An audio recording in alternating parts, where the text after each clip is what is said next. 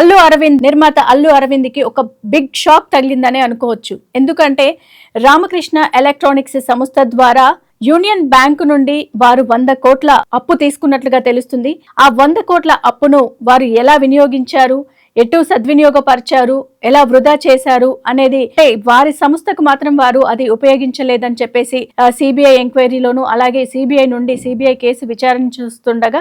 ఈడీకి దాన్ని తరలించడం జరిగింది. ఈడీ వాళ్ళు కూడా విచారించే భాగంలో అల్లు అరవింద్ కి పెద్ద ట్రాన్సాక్షన్ ఇందులో నుండి వెళ్ళినట్లుగా ఒక సస్పిషియస్ మనకు నెలకొంటుంది. అంటే 2018 నుండి 2019 వరకు జరిగిన ట్రాన్సాక్షన్స్ ఏవైతే ఈడీ పరిశీలిస్తుందో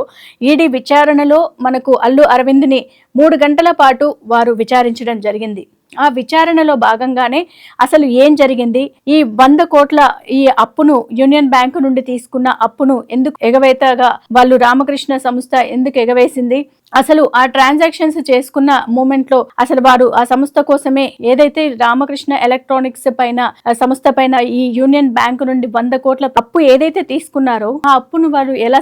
సద్వినియోగపరిచారు, అసలు ఆ ట్రాన్సాక్షన్స్ అన్ని ఎవరికి జరిగాయి అనే క్రమంలో వారు విచారిస్తున్న తరుణంలో ఈ పెద్ద ట్రాన్సాక్షన్ ఒకటైతే అల్లు అరవింద్ కి చేరినట్లుగా తెలుస్తుంది. అంటే అంత పెద్ద సస్పిషియస్ గా ఎందుకు అల్లు అరవింద్ కు వీళ్ళు ఆ ట్రాన్సాక్షన్ చేయడం జరిగింది, మరి ఇంకేదైనా ఆ యూనియన్ బ్యాంకు నుండి తీసుకున్న డబ్బులను అప్పు నుండి వీళ్ళు ఏదైనా ఆస్తులు కొనుగోలు చేశారా, లేకపోతే ఇంకేదైనా లావాదేవీలకు వాడారా